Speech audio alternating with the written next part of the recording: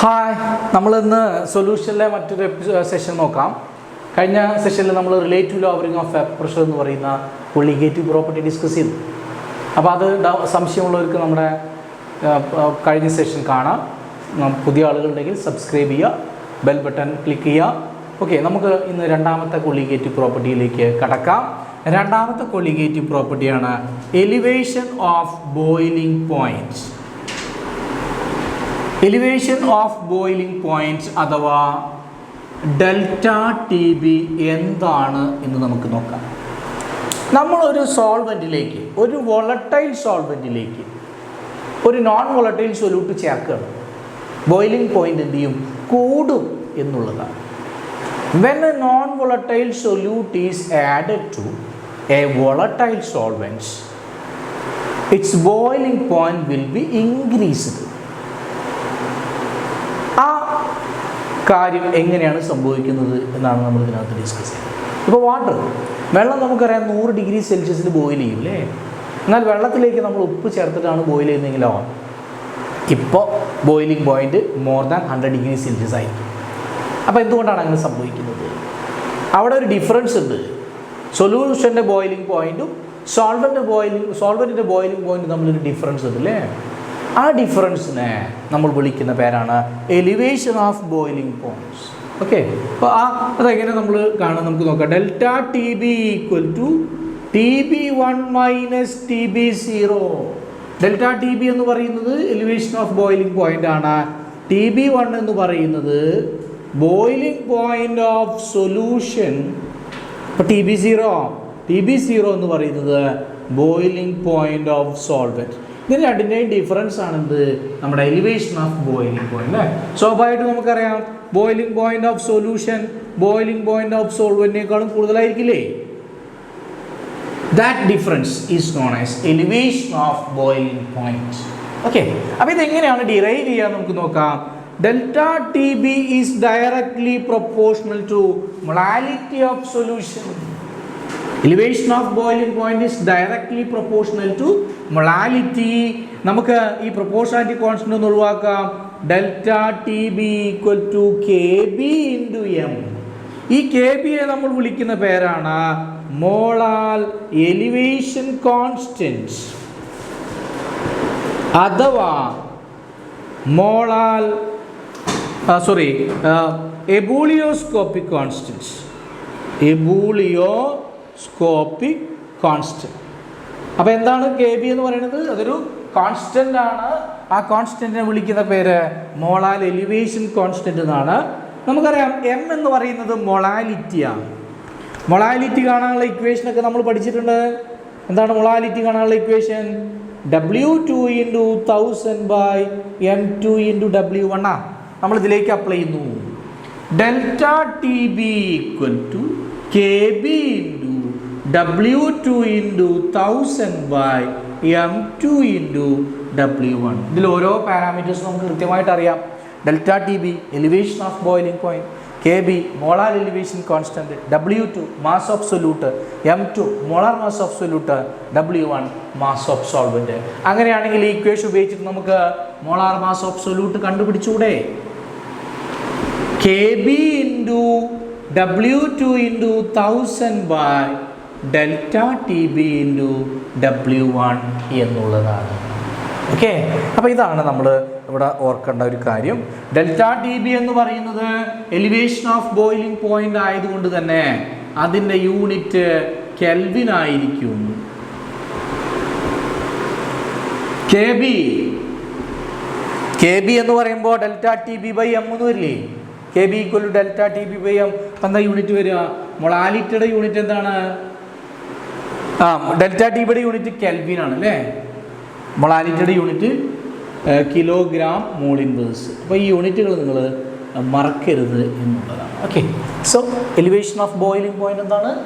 ഒരു വോളറ്റൈൽ സോൾവെൻറ്റിലേക്ക് non volatile solute ചേർക്കുമ്പോൾ ആ സൊല്യൂഷൻ്റെ ബോയിലിംഗ് പോയിന്റ് കൂടും. ആ ഡിഫറൻസിനെ സൊല്യൂഷൻ്റെ ബോയിലിംഗ് പോയിൻറ്റും സോൾവെൻ്റിൻ്റെ ബോയിലിംഗ് പോയിൻറ്റും തമ്മിലുള്ള ഡിഫറൻസിനെ വിളിക്കുന്ന പേരാണ് elevation of boiling point. Remember that elevation of boiling point, that is boiling point of solution is greater than boiling point of solvents. And this boiling point's elevation, that is elevation of boiling point, is directly proportional to the molarity of solution. അപ്പോൾ നമുക്ക് K ബിയിൽ നിന്ന് derive ചെയ്യാം, from അതിൽ നിന്ന് M2 നമുക്ക് കാണാൻ പറ്റും എന്നുള്ളതാണ് അല്ലേ. ഇനി നമുക്ക് ഈ M2 കാണുന്ന ഇതിൻ്റെ ഗ്രാഫ് നോക്കാം. Elevation of boiling point delta T ബിയുടെ ഗ്രാഫ് നോക്കുന്നത്.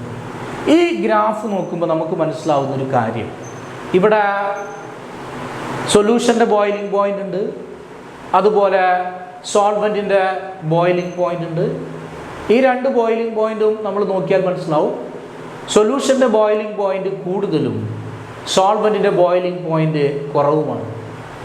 ഈ രണ്ട് ബോയിലിംഗ് പോയിന്റ് തമ്മിലുള്ള വ്യത്യാസം ആ ഗ്രാഫിൽ കൃത്യമായി മെൻഷൻ ചെയ്തിട്ടുണ്ട്. ഡെൽറ്റ ടി ബി, അതായത് ടി ബിയും ടി ബി സീറോയും തമ്മിലുള്ള ആ വ്യത്യാസമാണ് ഇവിടെ ഡെൽറ്റ ടി ബി അല്ലേ. അപ്പോൾ ഈ ഗ്രാഫ് നമ്മൾ കൃത്യമായിട്ട് ഓർക്കണം, ഇത് എലിവേഷൻ ഓഫ് ബോയിലിംഗ് പോയിന്റിൻ്റെ ഗ്രാഫാണ് എന്നുള്ളതാണ്. അപ്പോൾ നമുക്ക് ഈ ഭാഗത്ത് ഒരു പ്രോബ്ലം നോക്കാം. എന്താണ് പ്രോബ്ലം തന്നിരിക്കുന്നത്? The boiling point of benzene is 353.23 Kelvin. 353.23 Kelvin. When 1.8 gram of a non-volatile solute was dissolved in 90 gram of benzene, the boiling point is raised to 354.11 Kelvin. Kb for benzene is 2.53 Kelvin kilogram mole inverse. Calculate the molar mass of solutes. Boiling point of benzene. Boiling point of benzene എന്ന് പറയുമ്പോൾ അത് സോൾവെൻറ്റിൻ്റെ boiling point അല്ലേ. അതായത് TB0 equal to 353.23 Kelvin അല്ലേ. 1.8 gram A solute എന്ന് പറയുമ്പോൾ സ്വാഭാവികമായും അത് W2 ആയി. എന്തിലേക്കാണ് ചേർത്തത്? 90 gram ബെൻസീനിലേക്ക്. അപ്പോൾ അത് W1 ആയി. അപ്പോൾ നമ്മളിങ്ങനെ ആഡ് ചെയ്തപ്പോൾ ബോയിലിംഗ് പോയിന്റ് എത്രയായി മാറി? 354.11 കെൽവിനായി. അത് TB, അതായത് സൊല്യൂഷൻ്റെ ബോയിലിംഗ് പോയിന്റ് ആയി അല്ലേ. അങ്ങനെയാണെങ്കിൽ നമുക്ക് മോളാർ മാസ് ഓഫ് സൊല്യൂട്ട് കണ്ടുപിടിച്ചുകൂടെ? നമ്മൾ കണ്ടുപിടിക്കാൻ പോവുകയാണ്. നമുക്കറിയാം M2 equal to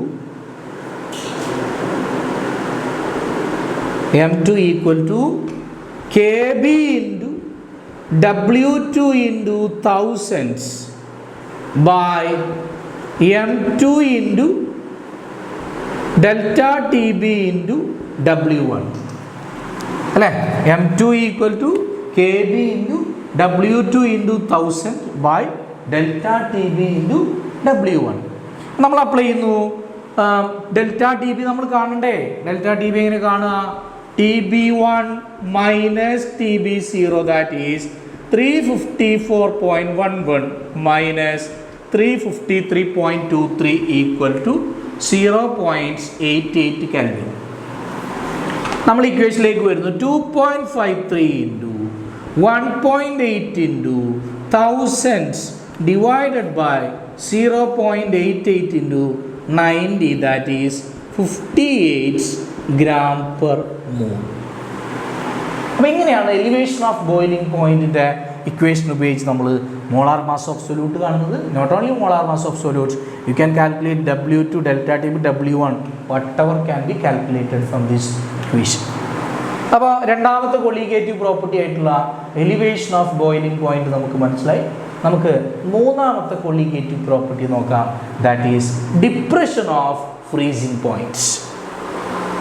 depression of freezing point എന്ന് പറയുമ്പോൾ സ്വാഭാവികമായി നിങ്ങളുടെ മനസ്സിലേക്ക് വരുന്നുണ്ടായിരിക്കും, എന്താണ് നമ്മൾ ഈ പറഞ്ഞതിൻ്റെ opposite ആയിരിക്കില്ലേ?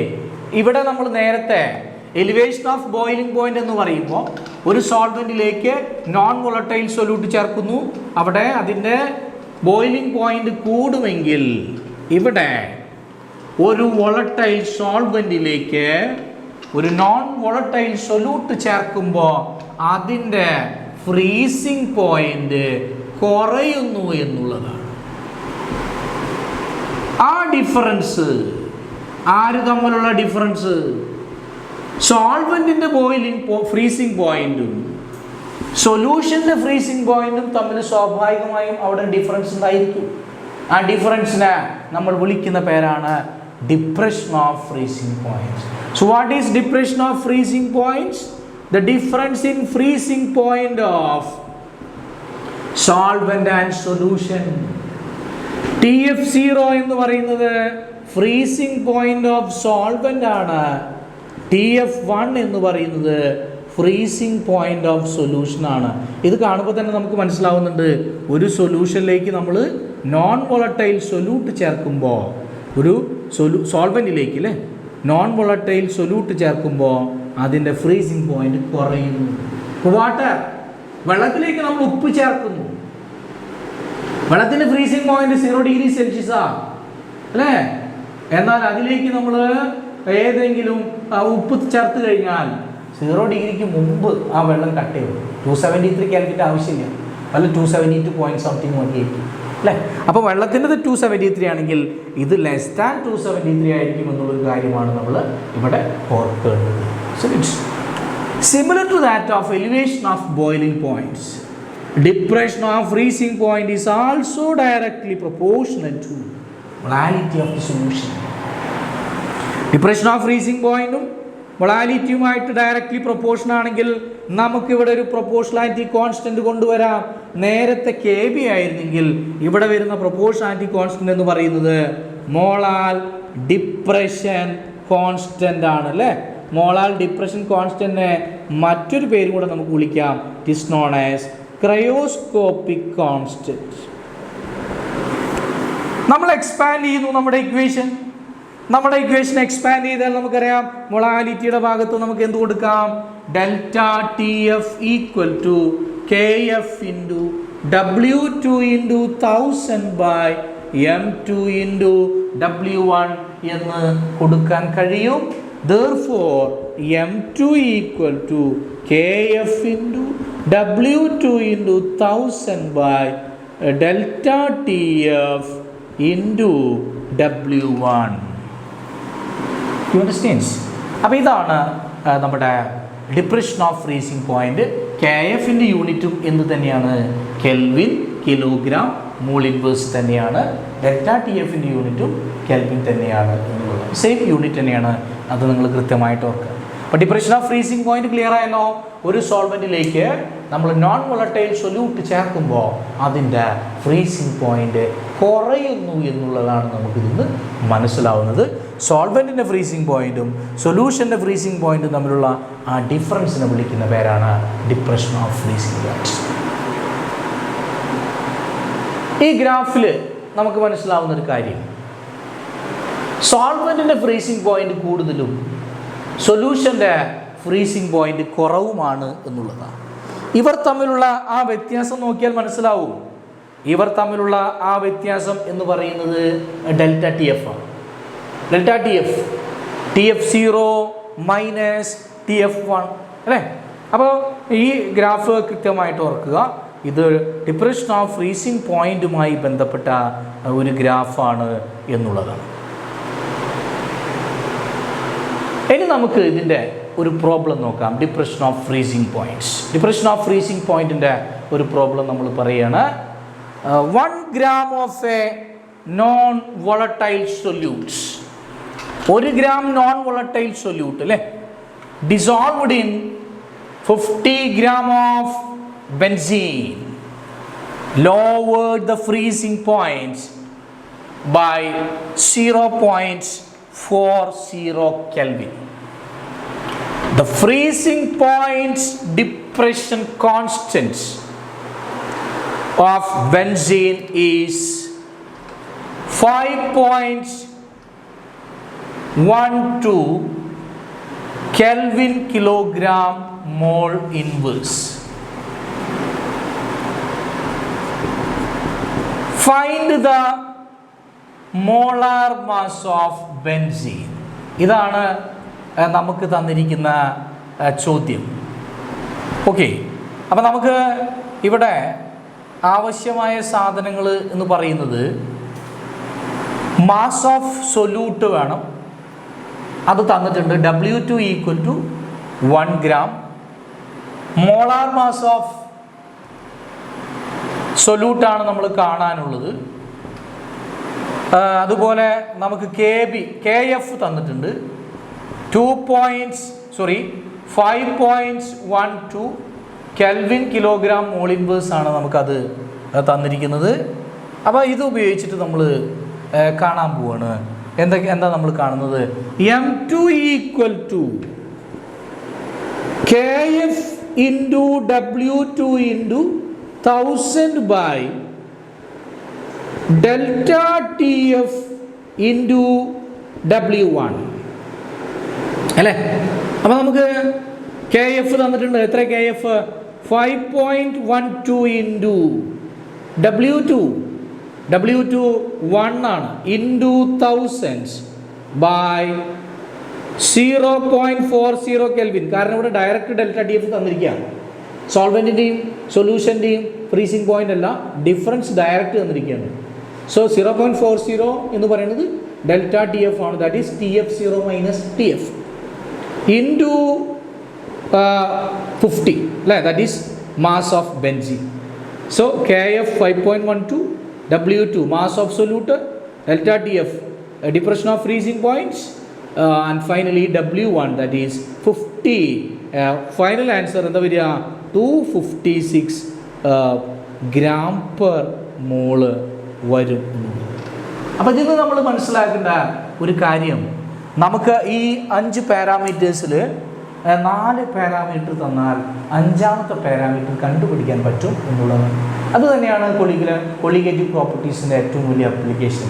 You can calculate the molecular mass of solutes. Not only solutes, all the parameters can be calculated by this equation. അപ്പോൾ 2 കൊളിഗേറ്റീവ് പ്രോപ്പർട്ടീസ് നമ്മളിന്ന് ഡിസ്കസ് ചെയ്തു. Elevation of boiling point delta TB, അതുപോലെ depression of freezing points delta TF അല്ലേ. Elevation of boiling point എന്ന് പറയുന്നത് boiling point കൂടുകയാണെങ്കിൽ, depression of freezing point എന്ന് പറയുന്നത് ഫ്രീസിംഗ് പോയിൻ്റ് കുറയുകയാണ് എന്നുള്ളത്. ഓക്കെ. അപ്പോൾ രണ്ടിൽ നിന്നും നമുക്ക് മോളിക്കുലാർ മാസ് ഓഫ് സൊല്യൂട്ട് കണ്ടുപിടിക്കാൻ പറ്റും. അത് ക്ലിയറാണ്. അപ്പോൾ ഈ സെഷൻ ഓക്കെ ആയിട്ടുണ്ടാവും എന്ന് വിചാരിക്കുന്നു.